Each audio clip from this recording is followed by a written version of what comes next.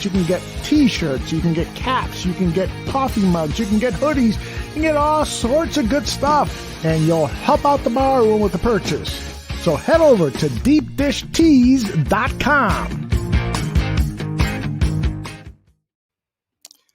After being owned by the Green Bay Packers, the Bears traveled to Tampa Bay to meet the Bucs, and Tom Brady makes his case for ownership. Once again, the Bears franchise is in turmoil.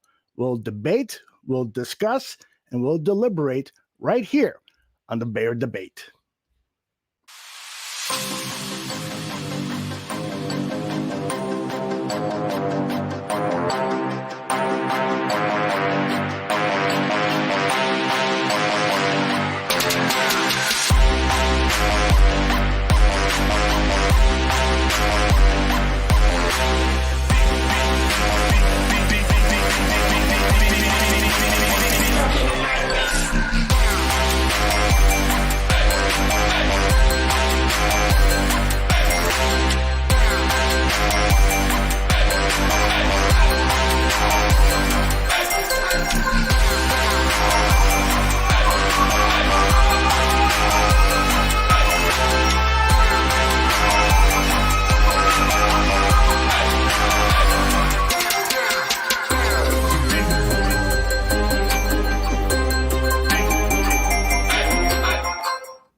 Welcome to the Bear Debate. My name is Aldo Gandia, and alongside me are Tyler Ellis and John Buffon. They are the debaters. I am the moderator. I ask a question. Each has 30 seconds to respond in a 60-second window, and then we discuss and deliberate opinions. How are you, fellas? Oh, amazing. Doing well.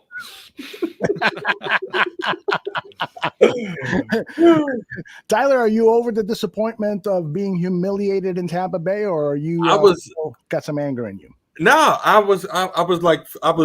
keep thinking like it started over. Like we're good again. We can be good again. Mm-hmm. Like, but it sets in because Tom Brady is giving away Bitcoins.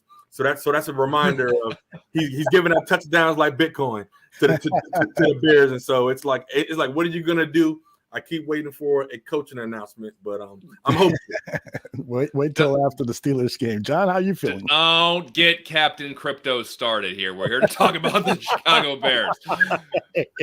And to be honest, it didn't hurt as bad as I thought it was because the game was over in 8 minutes. So you didn't really have time to really let that despair sink in. The thing was over before you sat down. Mm-hmm. So all you could just do is watch this, whatever I guess they could call that a football game, but it was almost easier to watch knowing that it was over before it started.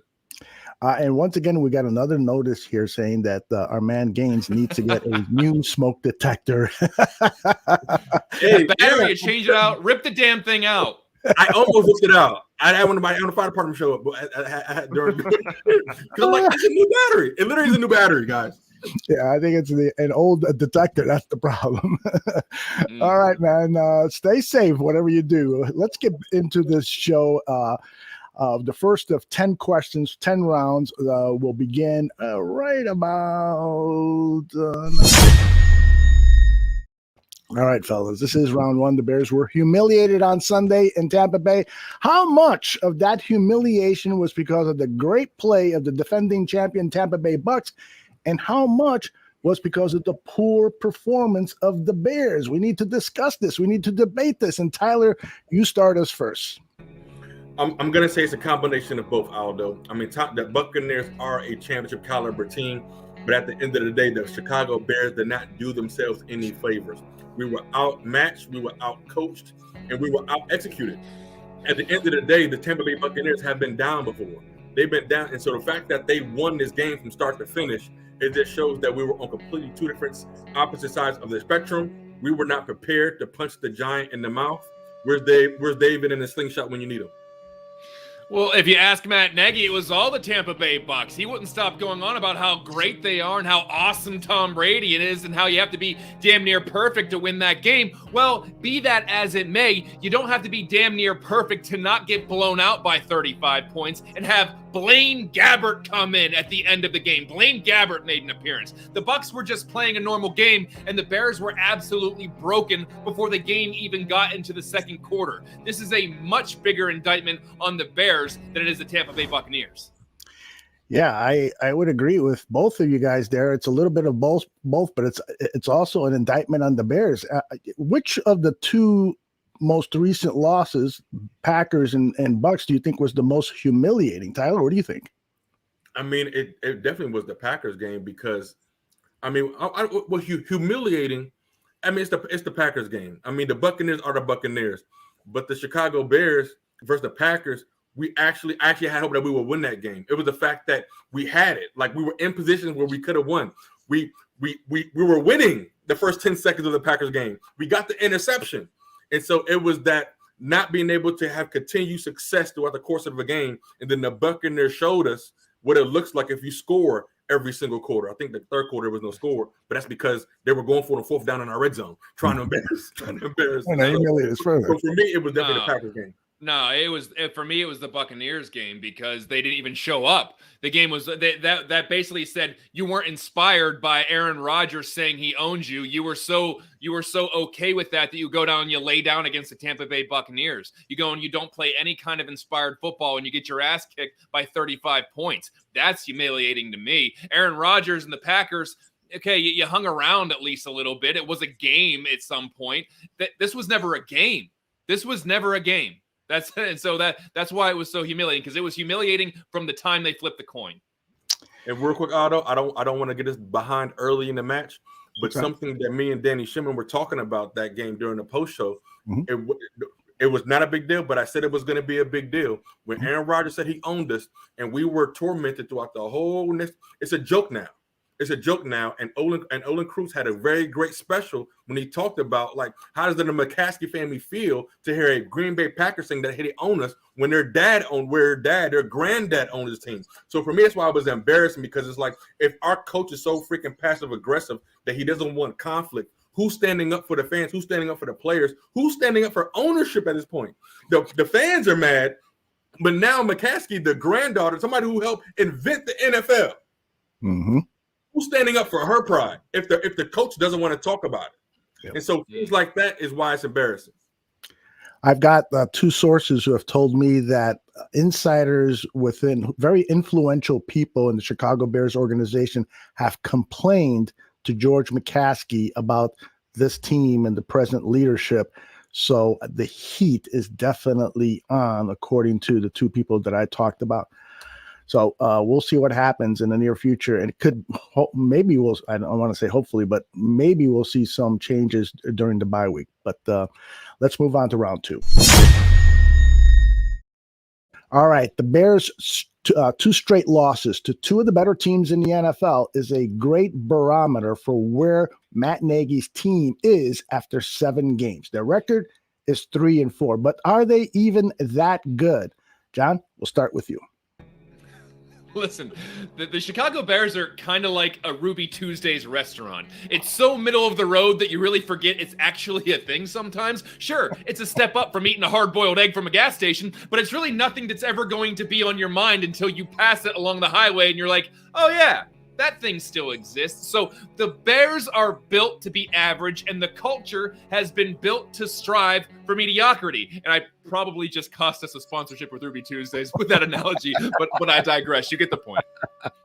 The Chicago Bears have championship aspirations. I'm going to debate John on this topic. Because the simple fact that I do feel like we're a couple coaches away. I feel like we're a couple coaches in some transparent conversation from being actual playoff contenders, because we do have good players.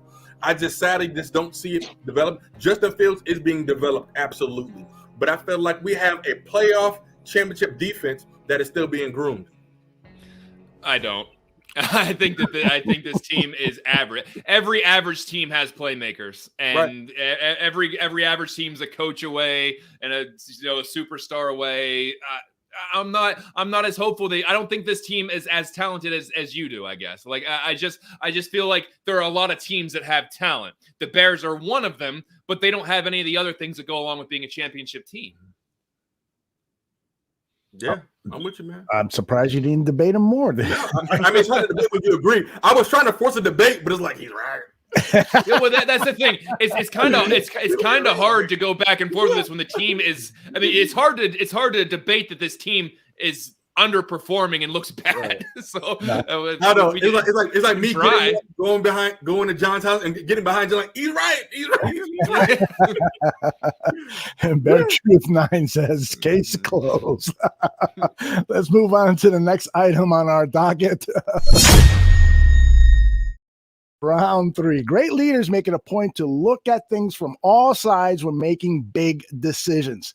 So let's debate Justin Fields' immediate future as starter for the Chicago Bears. Given that Fields was picked off 3 times, sacked 4 times, fumbled 3 times, and lost 2 of them against Tampa Bay, and given the state of the roster and the coaching staff charged with helping him, is it better to make Andy Dalton the starter again? Tyler, I want you to first take the argument that it's better to insert Dalton now and let Fields learn with the clipboard. And then, John, you take the opposite point of view. In round 4, you guys can switch. All right? Does that sound fair? Sound fair. All right, Tyler, you go first. Okay. Justin Fields being able to watch Andy Dalton for a long time would have gave Justin Fields more mental reps. The fans, we wanted our new shiny toy out there, but we forgot the fact that our coach isn't really developing. And so at the same time, we wanted Justin out there, but Andy Dalton, who is a veteran, maybe he sees Allen Robinson open a couple times. But at the same time, to make a play for Dalton is because with Dalton there, Matt Nagy has no excuses. With Justin, he does. Look, I know it looks bad, but I don't think all of those turnovers were completely on Justin Fields. Yeah, he needs to hold on to the ball a little bit better, but maybe the coaching staff shouldn't have a 4th or 5th round or 4th or 5th string right tackle out going one-on-one against pass rushers. One of those interceptions went off Darnell Mooney's hands, and maybe the coaching staff should shut the hell up and get out of Justin Fields' helmet, and by telling him there's 12 men on the field, making him think that he has a free play. So I get that the coaching staff can be holding him back, but he didn't get any first-team reps in training camp. So I guess this season has to be his training camp. Interesting. Toa says Jason Peters' comments today spoke volumes about the unpreparedness of the team. And so one of those comments was that Simmons, who started at right tackle, didn't get any practice reps at the right tackle position at all. So they're not looking to all the possible the potential losses of players and getting guys as prepared as possible.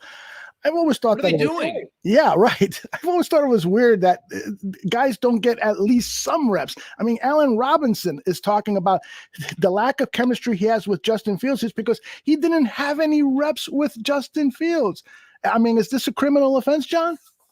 Well, what are you doing during the week of practice then? Like you're putting together a game plan, I assume, because you're a coach and a coaching staff. So I assume there's some sort of game plan. And then you're just like, well, Simmons, the hell with it. Anyone can play, or just like anyone can tackle, anyone can play right tackle. So they just throw him out there. And you know what? That's why it took under 2 seconds for them to get a hit on Justin Fields. So what is the game plan? I want to know what actually goes on during the week where you sit and you think, you know what?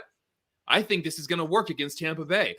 At some point, the coaches have to be in agreement where they're just like, yeah, this sounds good. Or Matt Nagy's just talking and they're a bunch of yes men thinking, yeah, okay, Matt, that sounds great. Yeah, Mr. Nagy, that sounds like a good idea. You know what it sounds like a good idea? Let's put a guy over there that didn't practice at all this week at right tackle. Oh, okay, yeah, that sounds great, coach. Let's do it.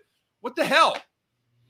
It is unbelievably unorganized. And there was somebody on Twitter that said, in 2018, it looked like Matt Nagy was going to be one of the bright young coaches in the NFL. It seemed like he had everything going right. It seemed like he was, bringing along Mitchell Trubisky. He had creativity on the offense. He had the players all fired up. And there was some innovation on the football field, but now it looks like everything is wrong from A to Z. It is a sad, sad time for the Chicago Bears. All right, let's move on to round 4. This is simple. As I promised, we're going to reverse the points of view here because as all great leaders do, they like to look at things from all different perspectives. Now, you guys both made excellent cases in round 3, but we're reversing them now. John, you tell me why it's a good idea to reinsert Andy Dalton as the starter, and your time starts now. Well, okay, so listen up. I know what I just said. You heard it, I heard it, but let me tell you something. Maybe Justin Fields should sit because they need him to be able to walk in 2022 and beyond. Maybe Justin Fields should sit so he's not subjected to Matt Nagy anymore. We can't keep poisoning the tree and expect fruit. Maybe just for his physical and maybe mental well-being, he needs to be separated from this coaching staff and just let Andy Dalton go out there, start the games, and be the sacrificial lamb for the rest of 2021. I'm definitely concerned about Justin Fields continue to start, like John said, getting hurt. But the reason why he should stay out there, because you can't practice this. You can't practice this kind of defeat. You can't practice this type of things. He's going to have to figure out on his own accord if he wants to stay alive, if he wants to win football games. He's going to have to make decisions in the trenches. It's only one way you learn, and it's in the trenches. And that's when those are live bullets. The coach can't protect you from live bullets. I just wish he had the animosity to say, Coach, I can't listen to you anymore, which we won't have. Yeah. The good news is that there might be help on the offensive line coming. We learned from, of all people, Jason Peters today that Larry Borum might be playing this weekend. And so now we're getting that information from Matt Nagy. He doesn't care. Oh, Jason Peters does not care. He's been in this league too long. And he's like, what are you going to do? Cut me. Go ahead. Right. You see where that gets you. You know what? If the coach isn't going to give updates, hell, the left tackle might as well. That's where we're at with the Bears organization. Coach isn't going to give me any updates. Hell, throw the left tackle out. He'll talk to the media and give you some injury updates. He's giving like he could be back. Like he's talking like a head coach would, like giving like actual estimates on when guys are going to be back. When has a left tackle ever done that for a team before? It's crazy, man. It really is nuts. All right, let's end round 5 or the first half of the show with some. Tyler, I want you to pick a defensive player of the game from Sunday's trouncing in Tampa Bay. And John, you pick an offensive member of the game. So pick a player of the game. Tyler, you from the defense, and John, you from the offense. So let's get some good news. Let's celebrate some of the excellent performances that we saw on Sunday from the Chicago Bears. Tyler, you go first. Hands down, it's the brother Roquan Smith. He wasn't scared to hit Leonard Fournette. He tried to meet him at the head as much as he possible. I didn't really like him in coverage too much, but Roquan Smith just continues to lead from the front, being physical. By being physical, he's setting the tone. What we wanted Pernell McPhee to be, that is what Roquan Smith has been. He wasn't scared of the tackle. He wasn't scared of any of the linemen. He tried to raise the team up, and that's what I love from my man Roquan. I mean, 100% All-Pro. Well, you definitely gave me the easy one when it comes to this conversation. It's Khalil Herbert. If this stretch of games has done anything positive, it's shown us that the hidden gem that we were able to find in Khalil Herbert. He is decisive. He is aggressive. His vision is spectacular. He and David Montgomery will be a lethal 1-2 punch if the Bears ever have an offensive line that's worth a damn. So he rushed for 100 yards against the Tampa Bay Buccaneers. No easy feat. So I'm really excited about what Khalil Herbert can provide for this Bears team moving forward. He's one of those young guys that you hope to see in this organization for the next 4, 5, 6, 7 years. Yeah, Tyler, I did sort of get John the easy one because outside of Khalil Herbert, there wasn't really anybody else on the offense. No, I remember 2 tackles. I mean, there wasn't the wide receiver. Justin Fields had a bad day. The offensive line looked putrid. I can't think of anybody. Cole Kmet, I think, had caught like 3 or 4 balls. There you go. It's maybe coming to life a little bit, but it's not looking good. Anybody else on the defense that we should do a shout out to other than Roquan Smith? I mean, a shout out to DHC. DHC for me has been showing up at the ball of attack. There was a pass on the goal line. If he would have got his head around, it actually could have been an interception, in my opinion. But I like the fact that our DBs aren't always chasing the DB to tackle him, and actually are there to intercept the ball. And so DHC is actually showing up on tape for me as somebody that's actually being there at the point of attack. Anyone else, John, that you'd like to give a shout out before we move to the second half?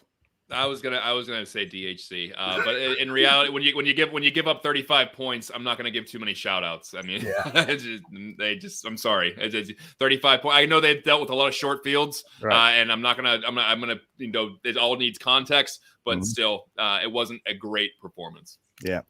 All right, we're gonna take a 2-minute break. We'll be right back with the second half of the show. Fantasy football players, who do you start? Who do you sit? Find out every Sunday morning at 10:15 on the Fantasy Football Guru Show on the Barroom Network.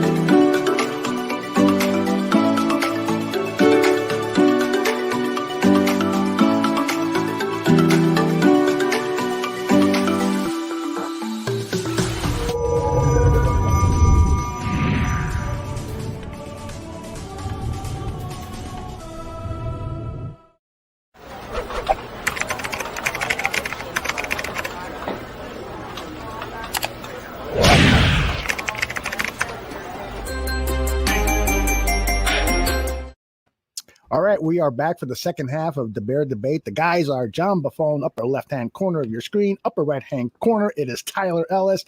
These guys are going to do something really, really cool for question number 6.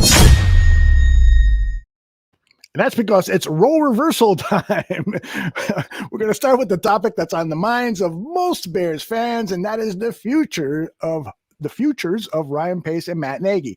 But before we debate whether they have a future or not with the Bears, I'd like to dig into Ryan Pace's tenure with the Bears. So, John, I'm going to ask you, what are the positives? I know this is going to be hard for you, John, but what are the positives of what GM Pace has done while he has been at Hallis Hall? What might it be a good idea to keep him at Hallis Hall? And then, Tyler, I know this is going to be difficult for you. I wanted to pick out the negatives of Ryan Pace and why it might be better to kick him out of Hallis Hall. So, John, we begin with you. Well, you made up for giving me the easy one last time. Here we go. I think Ryan Pace does have a redeeming quality. I think he's very passionate about the guys that he likes when it comes to drafting. Now that has come and bit him in the ass a few times, trading up for Mitchell Trubisky, trading up for Leonard Floyd, trading up for Anthony Miller. I forgot I'm supposed to be defending him. He did trade up to get David Montgomery. He did trade up to get Travis Gibson. He traded up for Tevin Jenkins. He also has a knack for mid to late rounders. I'm talking Adrian Amos, Jordan Howard, Tariq Cohen, Eddie Jackson, Bilal Nichols, Darnell Mooney, Khalil Herbert. Not bad. Okay, this is awesome to be. I get to be John, and so Ryan Pace is horrible and he sucks. But I get more content than that. yes, you do. No, all seriousness, Ryan Pace, he has let this coaching staff take control of the team. Somebody, and I'm gonna go over. Somebody in Ryan Pace's position is responsible for putting people in place to develop players and to put the right men on the field. Ryan Pace's job is to get the players, but for Ryan Pace should probably be removed from duty or not be allowed to seek a new head coach, because Ryan Pace who are the coaches that you have selected? How many playoff games has Ryan Pace been responsible for? I'm counting maybe 3. I'm counting 3. Somebody correct me if I'm wrong. But over Ryan Pace's tenure, I'm counting 3 playoff victories. What is that? How much money has been spent from Julius Peppers? Was that Ryan Pace? Was that early Ryan Pace? Was that early Pace? With all these other things? Julius Peppers? That was the NFL Emery days. Oh yeah. Of like but what I'm saying, how much money has been spent since the Bears have been allowed to spend money? But the fact that you let somebody, we put all this faith into an offensive coordinator that we want to turn into a head coach. Ryan Pace, you were already on thin ice. You were already on thin ice, and then you got an extension. And now we married the contract stuff that you and Matt Nagy are now attached at the hip. So at this point, should you even be allowed to pick a head new coach, in my opinion? Well, that comes down to who is actually pulling the strings when it comes to picking head coaches. Is it Ryan Pace or is it Ted Phillips and the powers at B? So you talk about they went completely out of the box when they went and got Trestman. They're like, oh, we got to prove we're the smartest people in the world. We got to go get Mark Trestman. And then Ryan Pace comes in as the GM after that whole thing fell apart. And they said, you know what, Ryan, we need to make a really safe pick. Let's go get John Fox. And then so they went and got John Fox. We saw how that worked out. And then who knows about the collaboration that went on to go and bring in Matt Nagy. So who did have the final call on that? Was it Ted Phillips? Was it the McCaskey family? Was it Ryan Pace? We don't know. So it's kind of hard because Ryan Pace has to do more than just put the personnel together. He has to put together the coaching staff too. So, or at least put the people in charge of making those decisions. So if he was the sole reason that Matt Nagy is here, then that didn't work out. If he was the sole reason for Mitch Trubisky being here, that didn't work out. We can talk about whether or not it was Mitch's fault or Matt Nagy's fault or whoever's fault. The end result is it didn't work out. So who is actually at fault? Is it people pulling the strings? That's why I'd love to see the Bears actually get a president of football operations instead of a guy who's basically an accountant as your president. And you say, whoa, Ted doesn't have anything to do with football operations. Then why the hell is he at the end of the year press conference talking about personnel then? So they need to actually have a president of football operations that can pick a GM, and then there can actually be some football people in the organization. But it's hard to tell because we don't actually know who's pulling the strings. You're right. And CJ Williams, I'm sorry, just very quickly. CJ Williams is correct. It was Ernie Arcosi who suggested John Fox. But the thing is, you know, as a GM, you got to tell Bears management, listen, you hired me to make that decision. I appreciate Ernie's input on this, and I will take it under advisement, but I want to bring in my own coach. But, you know, we don't know the details exactly. Tyler, I apologize. I interrupted you. No worries, sir. I was going to give a shout out to our sister Bethany, who's joining us in the chat. Really, thank you, sister. That was an awesome message. Not even a Bears fan, but checking us out. We have a lot of love, and we definitely appreciate you for that. This is just chance for everybody, just not Packers fans. But anyway, but it's definitely all love here. But John, to both of your points are right there. Ryan Pace, he's enthusiastic. We don't hear from him, so when we finally do, he's prepared for that speech, and then he sells us. He sells us. He has really good hair, in my opinion, and he's like, and he looks like he lifts. And I'm like, man, this man looks sharp. He looks sharp. He looks fit. He be on a bike. I'm like, man, he gonna take us to the future, John. He give me every offseason. He gets me, but it's like, why was Bruce Arians said not to be a good option? Who said Bruce Arians was not a good option when he had really good success in Pittsburgh, right, John? Was it Pittsburgh? He had great success? Well, you can go from Pittsburgh to Indianapolis. You name it. He's had success wherever he's gone, and he's a guy who is, as we've seen with Tampa, is very selfless and lets his coaches actually do their job. Byron Leftwich is going to be a hot coaching candidate because Bruce Arians has gone out of his way to make sure people know that he's the one calling the plays and taking care of the offense. Bruce Arians doesn't have to sit at a press conference after a game and remind everybody that he's the head coach. It's very obvious that he's the head coach, but he also is in charge of letting people do their job in which he brought them in to do. I brought in Byron Leftwich to run the offense. He's going to run the offense. You know, I'm not going to just unlike Matt Nagy, who just has to remind, hey, by the way, everything goes through me. I have the opportunity to say yes and no to whatever I want. It's really exciting that I can see what I like and see what I don't like. There's no need for that BS unless you're so insecure about your own skills that you have to keep reiterating it. Bruce Arians could give two craps where the credit goes. He wants to win. So that shows a stark contrast because before what the Bears could have had and what they do have. Yeah. Nick might be right about this. Arians wanted to run the score up on the Bears for not hiring him. Yeah, there just seemed to be a lot of payback in the air for the Bucs, because of the loss last year. I think the Bears wanted to run it up on the Bears. Well said.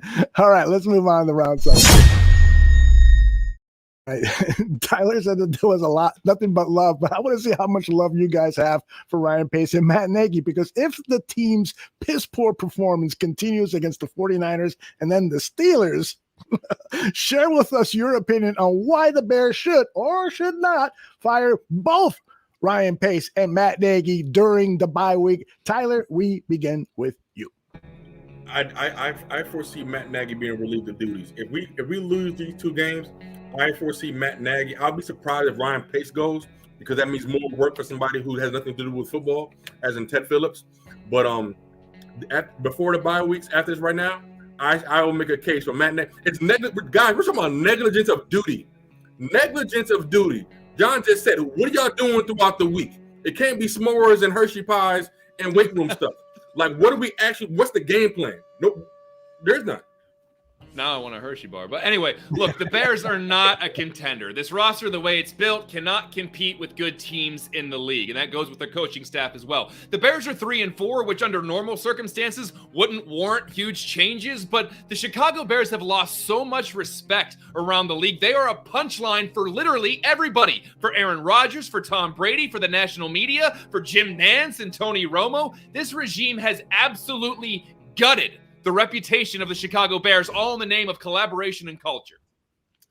That is the saddest thing. I'm clearly the oldest one here and have been following this team for decades. And it's just, over and over and over again. It seems like almost every generation of Chicago Bears team, and during my lifetime, with the exception of 2 generations, were just abysmal at offense. The brand that the Chicago Bears have is great defense, atrocious offense. And the Bears have tried to correct that by bringing in a Matt Nagy, by bringing in a Mark Trestman. They have tried to bring in offensive-minded coaches, but it's been utter failures because those guys were incompetent in so many areas.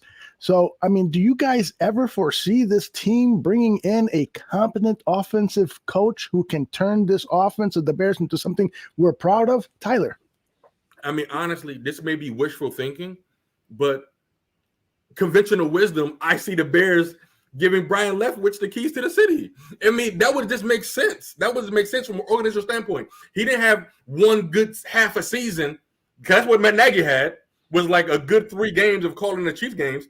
But like Brian Leftwich being able to control the egos and be leading in the league. Like Tom Brady plays quarterback. Tom Brady's not a coach. Somebody's in control of player development, okay? And they were good before Gronk got there, okay? They were already 24 before Antonio Brown got there, okay? And so, like, the fact that the offensive line play, it's the organization, it's the lack of penalties. It's about this guy is open. The Bears can't run a score because the Bears don't have plays to take it to score. The Bears are trying to get a first down. We don't have a play. This play's a touchdown. This play right here, 7 times out of 10 is a touchdown. We don't have that. So I'm saying Brian Leftwich, I don't have time to go around all the offensive minds I'm thinking about right now. But, like, do I have confidence that somebody's going to make that hire? Because to make that hire, you have to admit defeat. Are we going to get rid of our egos? That's the question. Yep.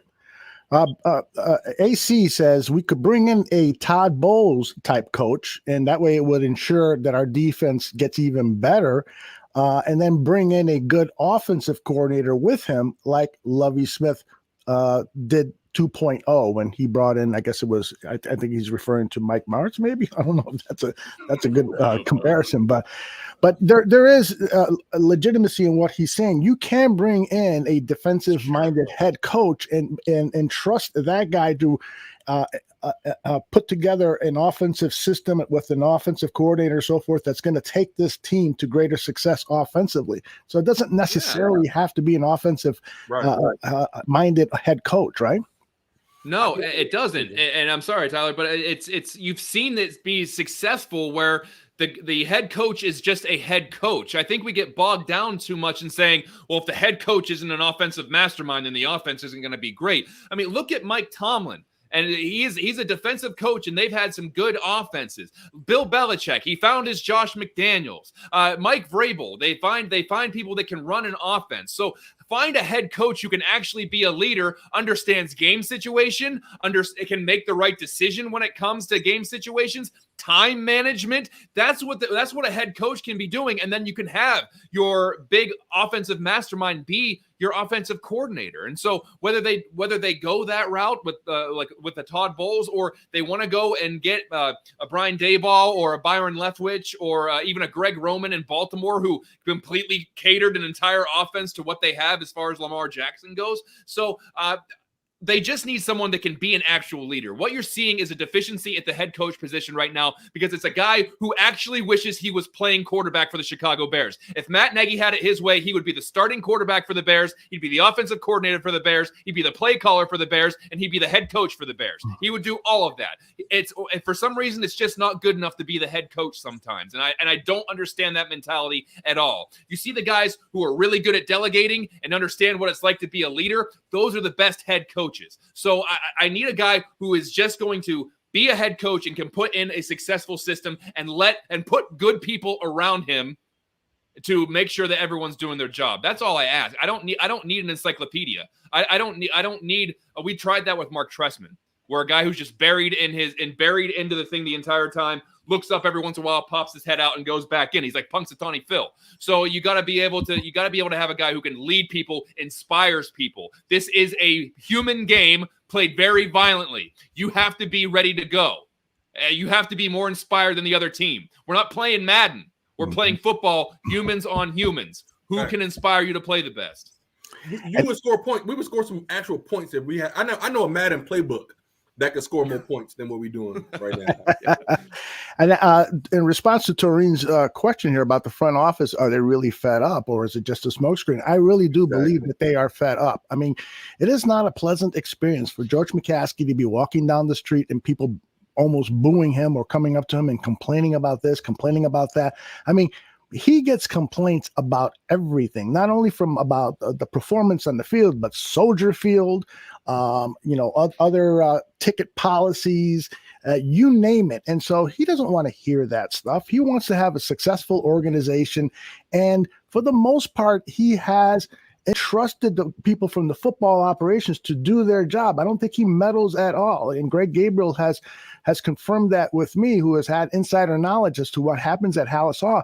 They stay away from it. The problem is that they just continually hire the wrong people. And when people say maybe Ted Phillips should be fired because he's the number one person responsible for those hires, maybe there's some truth to it. But as Greg Gabriel said, now with this Arlington Heights situation, Ted Phillips isn't going anywhere because he's the guy leading that whole thing. And so they're not going to tell him to go away. They might, bring in somebody else to do his job of hiring the football people, but keep him on board to lead this Arlington Heights purchase and move the team to Arlington Heights. So Ted Phillips is going to be around for a while in some capacity. He's not going anywhere. He's not going anywhere.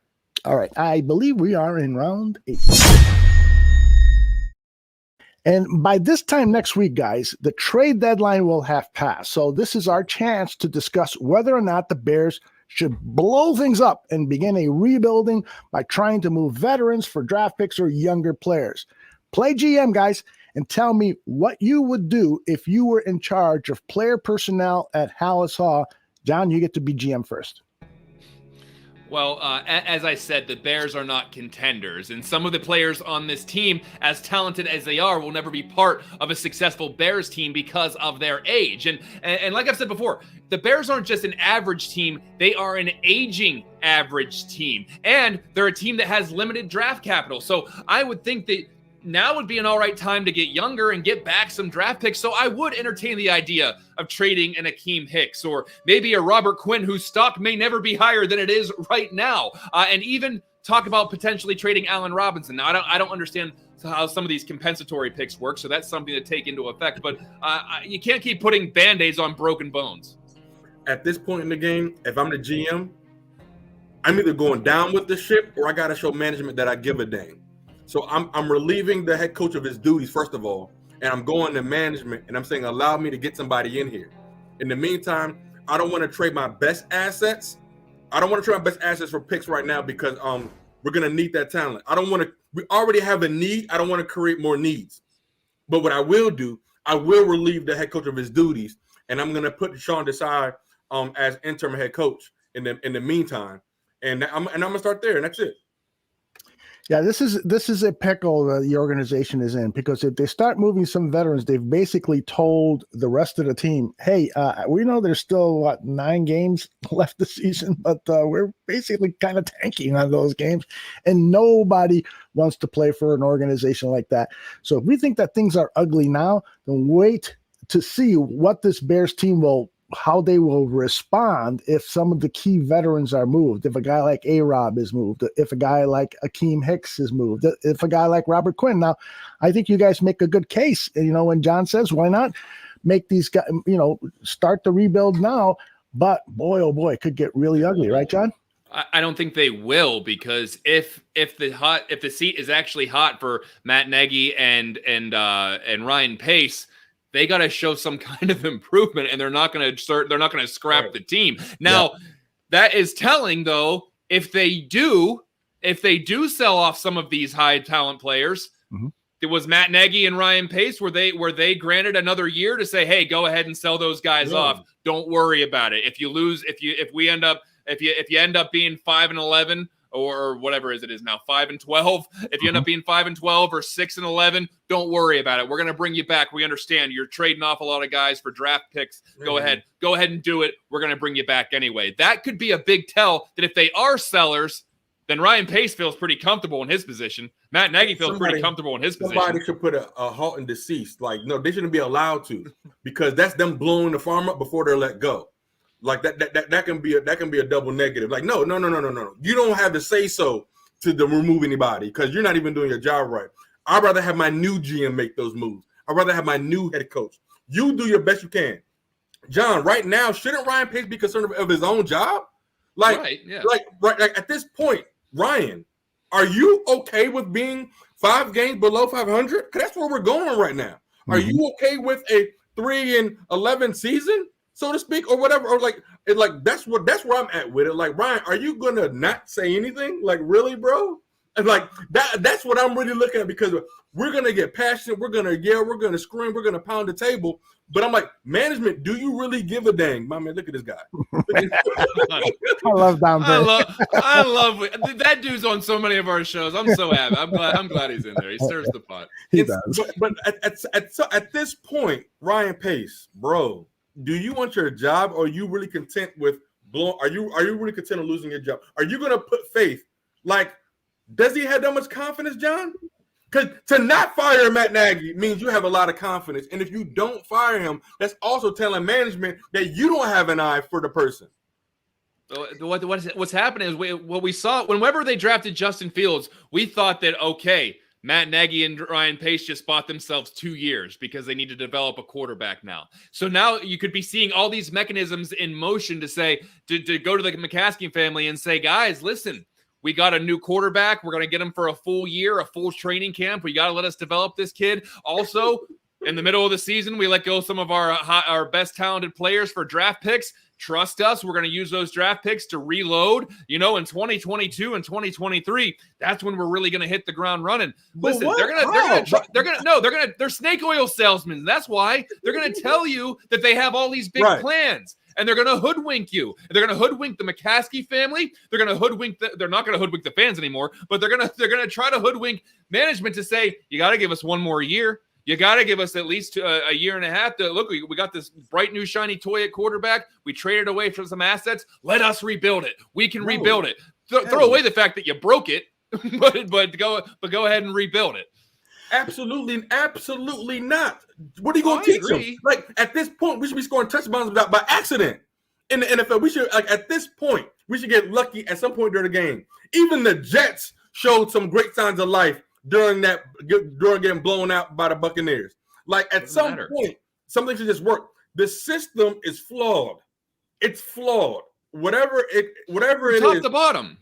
It's flawed. But the problem is with this, Gaines, is the fact is they only got to basically convince one or two people, and it's not the fans, it's not the players, it's not the rest of the coaching staff, it's the people that are above them, and there's only a couple of people that are above them. So all they got to do is keep laying out these elaborate collaborative plans that we always hear about and say, this is going to work. You got to give us at least one more year. You look, we got Justin Fields and he's showing flashes, but man, we didn't even give him first team reps last training camp, remember? And now we're going to do that. We traded off some people. You got to let us rebuild. We got a good draft class coming in. There's going to be plenty of things that they're going to throw at the front office and say, this is the reason why you got to give us another year.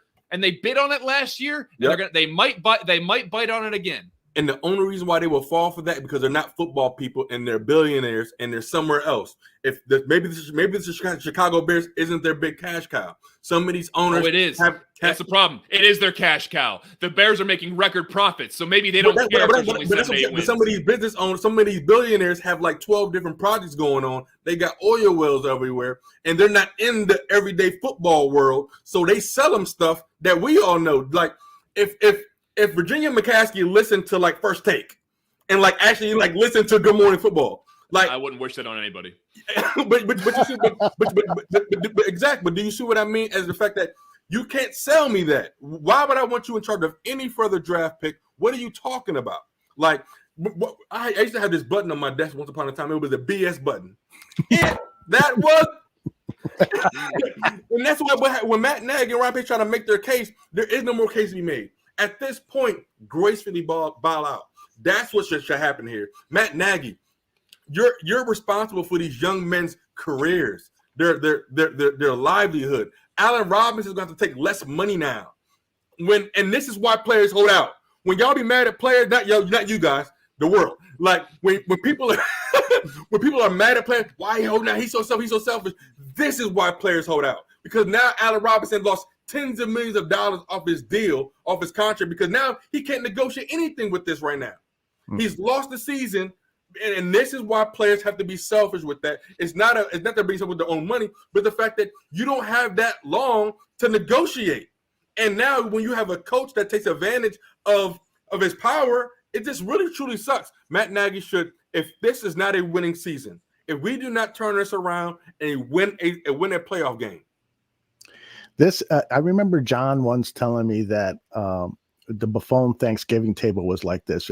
People were like, "Give me the potatoes!" There was a lot of energy. Oh yeah, you literally have to strong arm somebody out of the way. But you're still having a conversation while you're doing it. So you stiff arm your niece while you're still talking to your uncle about whatever it is, and it's just very, that's how we were raised. And because all of us are behemoths, and you got to get your food in when you can. That's what the image that came to mind as I'm hearing you guys go back and forth. It's great stuff, guys. Really great stuff. We move on now to round 9. All right. We learned Monday from Matt Nagy's car that he had tested positive for COVID-19.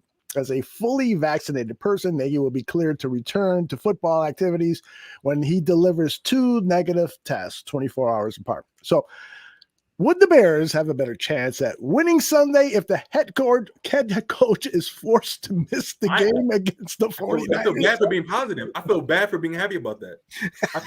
I truly feel bad about that. I'm so sorry, Jesus. So you might consider this question for comical purposes if you want. So whatever, respond in whatever way you got. And Tyler, you lead us off. No, I mean, if I would love to see if Bill Lazor didn't have to look over his shoulder and be scared by looking at Matt Nagy like, you better not call that play that works. Like what? Like I would love to see what it would look like if he just wasn't around. Respectfully, I wish no harm feeling with his health. I hope he's healthy. But like, yo, bro, I would love to see what the team would look like, how the team would respond. And like John says, at some point, they're going to win out of spite, which sucks because nothing will change. If we win these next 2 games, nothing will change. If we win these next 2 games, nothing will change. Before I dig into this, I want to make it clear that I hope Matt Nagy is feeling well. COVID sucks, I know from experience, so I hope he's doing well. But from the business side of this, if the Bears go out and absolutely spank the 49ers, it's certainly not doing Matt Nagy any favors. This is a guy that's trying to prove every single day that he's worth keeping around. And so if they play a great game, maybe it's not just because Matt Nagy's not there, but it does prove that they really don't need him to at least be an average team. And if Chris Tabor gets the guys up and they play inspired football and they're flying all over the place, maybe that's a much bigger message to ownership that someone needs. This was the spark that they needed. I really like that response because, yeah, this could be an indicator if he misses the game, which I doubt that he will. But if he does, and those guys come out fired up, and play their best game of the season without Matt Nagy in the sideline, yeah. So start looking for a real estate agent, Mr. Nagy, and so that could be the writing on the wall.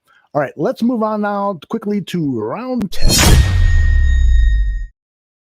I have saved the toughest question for last. We play to win the game. That's the famous quote from Coach Herm Edwards. I would never sit here and ask you if it's better for the Bears to lose Sunday. That's just not in my DNA. And I think you would be insulted if I were to ask you to advocate for a Bears loss. But I do want to ask you, do the Bears really lose if they win on Sunday? John, we start with you. No, if they lose, they lose, and if they win, they win. But the fact that we even have to ask this question is the real issue here. Fans are so turned off by their favorite team that some are starting to root against them just to see change. This regime of Matt Nagy and Ryan Pace is so toxic that the culture they constantly talk about is actually making loyal fans consider rooting against the Chicago Bears. So while I can't bring myself to that point, I can't say I don't understand it. You're talking about an ends justifying the means kind of approach. If you have completely given up on this organization, you probably want to see something that could speed up the process for change. I'm trying to debate you, man. And then you said, and then all I want to say is, yup. What can you say, right? Yup. Get out of my head. Get out of my head, John. He's like, he's on point with it.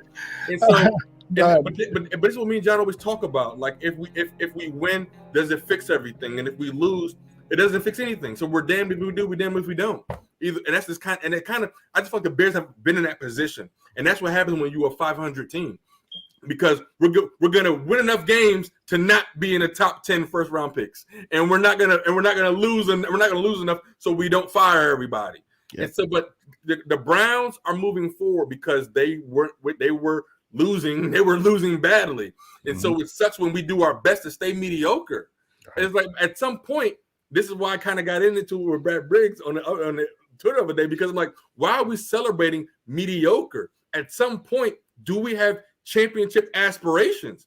Like, I don't want to, if we're paying a safety $20 million, $10 million, I don't want to make him look good if he's not performing. When oh my God, what was that safety's name? The safety's name from Seattle Seahawks. Thomas. Jamal Adams or Earl Thomas. Earl Thomas in his prime, he was coming down laying the wood. He was like, and then like this weekend, when I see Eddie Jackson coming in at the end of a play to put an elbow on Fournette, I'm like, bro, what are you doing? Like, you getting paid too much money for that. Like, I don't understand. When we talk about the last line of defense, stopping people from scoring and scoring points, it's like, it just sucks that it has to take a negative to create a positive change. Guys, answer this. Go ahead, John. I was gonna say I love anecdotes and I love talking about things that and I'm not really big into like, oh, Wikipedia is the Bible, but for some reason somebody posted Kyle Orton highlights on Twitter today, and I freaking loved it because I forgot it. I'm like, oh, I love Kyle Orton. I want to see that dude swinging all the time. So I went. I'm like, I'm trying to remember some things about Kyle Orton. So I typed his name up on Wikipedia. I want to give you some context on what it said on Kyle Orton's Wikipedia page about why they moved on, and it said, and this is literally what it said. After a disappointing 9-7 season, they decided to move on. 9-7 used to be the disappointing season, and now it's the absolute aspiration of God. If everything works out, we can get to 9-7. So when Kyle Orton was with the Bears, 9-7 was a disappointing season. Mm-hmm. Now it's just like, if the planets align, and we're not in retrograde or whatever the hell that thing's called, then maybe we can get to 9-7, and this is a great success, and we can bring back Matt Nagy for one more year. So that shows you the shift in expectations. Now, once again, I'm not saying it's the gospel because it's Wikipedia, but at the same time, someone wrote down a disappointing season of 9-7, and now 9-7 is the standard. Yeah. Tyler, what do you think about what Tora asked here? If Lovie Smith coached this team now, the 2021 Chicago Bears, would they be better than the Matt Nagy 2021 Bears? Yes, they would. They'll be a playoff team. Remember, Matt Nagy got fired for going 10-6. For going 10-6, Matt Nagy. Lovie got fired for going 10-6. Lovie got fired for that. And so, like, according to John's point, would it be better? Yes, they would be better. Why? Because Lovie is a leader of men. He's a leader of men. People just respect him. People want to play for him. And then at the same time, he knew when to he gave Ron Rivera full leverage of the defense. He knows how to be the head coach and not be super hands-on. Like, he knows how to do that stuff. He sadly let Mike Tyson do whatever he wanted. And so all these other things, but at least Lovie, the mindset of a Lovie coach, and I think this is what AC was talking about, bringing somebody at 2.0, somebody who can come in and put people where they're supposed to be. You don't gotta be the master of all, but be a good GM, a good person to put people in good position. You don't gotta be the superstar. Find the superstars and get a Super Bowl ring. When you win a Super Bowl, everybody gets a ring. So that you don't have to be the magic. It don't gotta be about you. And so Lovie Smith, man, oh man, it's too late now. I don't think that we would accept and say, hey, Lovie, we're sorry, come back. But no. I've failed in a lot of different ways. Yeah, no kidding. Yes. All right. Yeah. And I love the person. He's a great person. He's a great person. He's a great guy. If he would be a great high school counselor, like that's somebody who will get you pumped and just get you focused on. I love the way but bro, when it comes to execution, the team isn't responding, and at that point, it's different. You know, if I was Matt Nagy, I would be telling my agent, go ahead and make some inquiries into that head coaching job at USC. That would be a prime time job for him.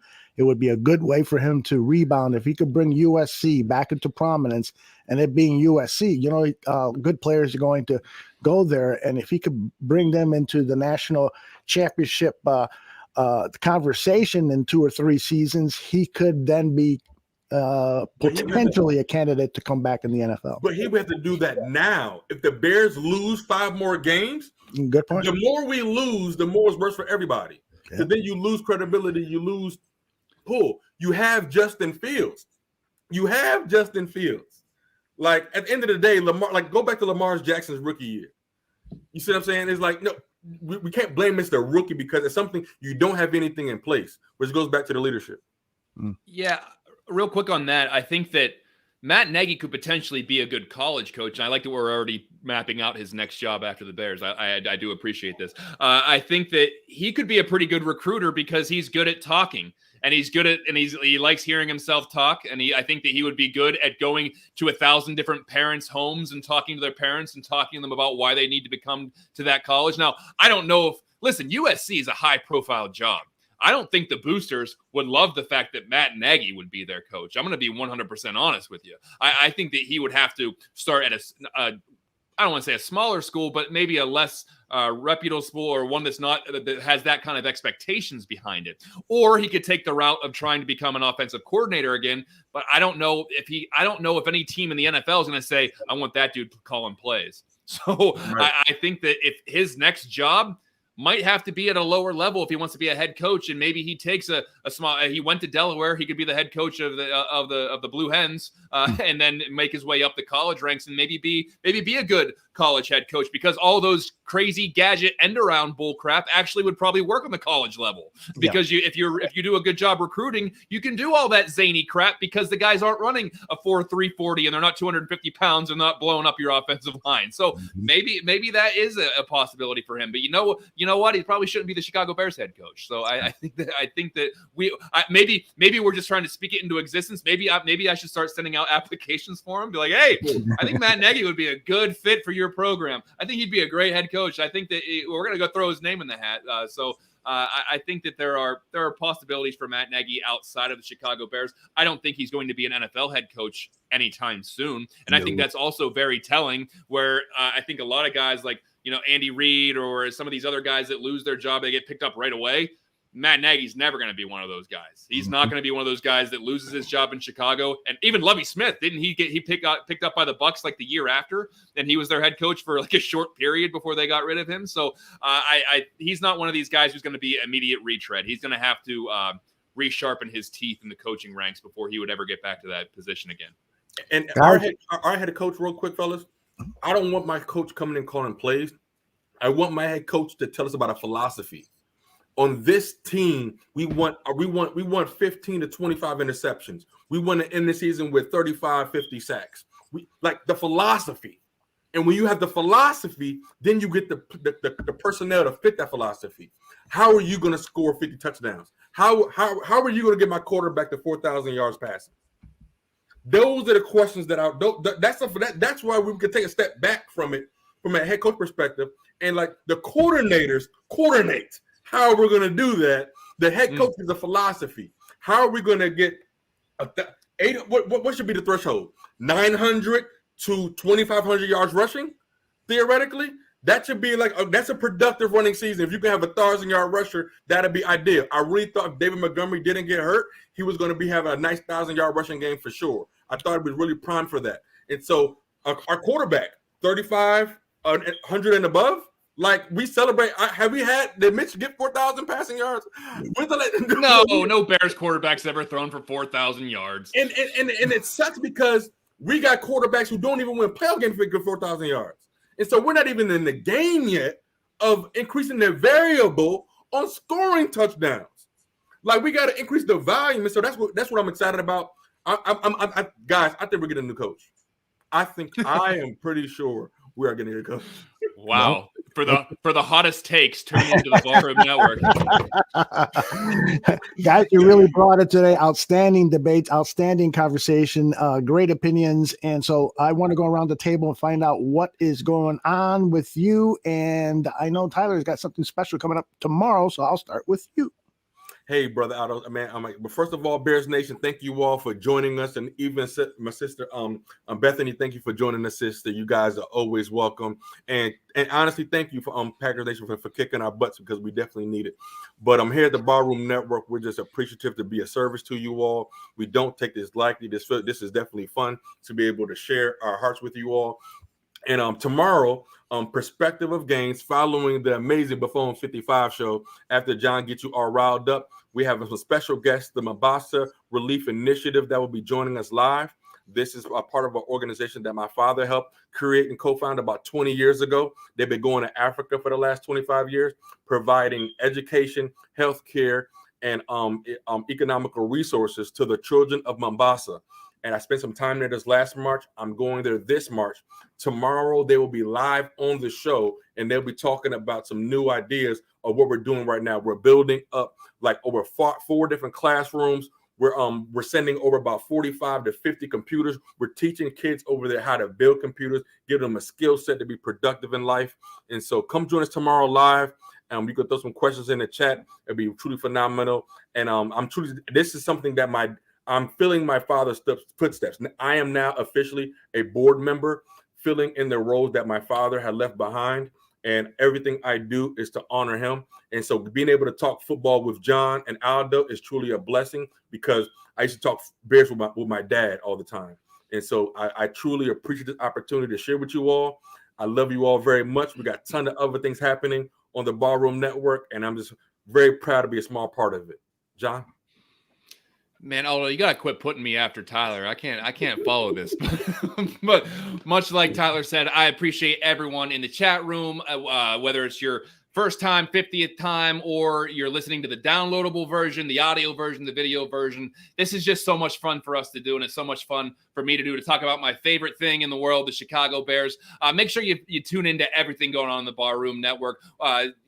Buffon 55 tomorrow will break down the San Francisco 49ers, see if the Bears have some angles that they can take to defeat San Francisco. Also, we got, like Aldo said, we got Greg Gabriel, we got Mike North, we got Danny Shimon breaking down the tape. Obviously, right after the game, you got Aldo, Tyler, and myself for Bear Football, Raw Emotion after that. And also all of the Bulls stuff we got going on at the Barroom Network. You see, I got my Bulls gear on. I grew up in Pittsburgh, so I never had an NBA team to root for. So I've kind of been NBA independent. I moved over to the Philadelphia area. I started watching some Sixers games, but you know what? Bulls Nation, I think's got my heart. So I'm jumping on the bandwagon. Great start for the Bulls. So listen to all of the Bulls programming we got on the Barroom Network. Everything just great. But I guess that will have to wrap it up. Aldo, we're gonna take it home. A great debate between Tyler and myself. Hopefully the Bears kick themselves a little bit and they get up for this game. But it's the Bears, so we'll see. But that, Aldo, you got anything to say before you take us out? Yeah, just a couple of things real quickly. I'll be back here in 45 minutes with Dan Aguirre and Johnny Santucci. We're going to talk more Bears. We're going to talk more silly stuff. But I also want to make 2 other programming notes that appeared on the Barroom Network YouTube channel today and will be out on audio podcast later tonight. And that is Pass the Mic, Peggy Kaczynski, the 12-time Emmy Award winner from the Chicago sports media market. She interviewed Stacey Dales, the NFL Network reporter. And I did not know that Stacey Dales was a tremendous college basketball player and that she was drafted, I think, 3rd overall into the WNBA. And she had a short but very good professional basketball career. And then she went over to ESPN and now at the NFL Network. She shares her story about some of the challenges she had as an athlete and a professional sports star. That is Pass the Mic, a show that John Buffone started here on the Barroom Network. He and Alyssa Barbieri were the co-hosts in year 1, and now Peggy Kaczynski, we're fortunate to say, is hosting season 2. And then the other show is the Double A Team, hosted by Ken Fang and Stephen Nagishi. They deal with Asian American issues in the world of sports, and they had on 3 fantastic guests yesterday. So that's another show you should watch just for more information about what's happening with Asian Americans, but also some great sports talk too. So hopefully you'll watch those shows at your convenience. They're on demand here on the YouTube network, and I promise to have them up on our podcast network later today. So with that, I will say for John Buffone, Tyler Ellis, and everyone here at the Barroom Network, we'll see you next time.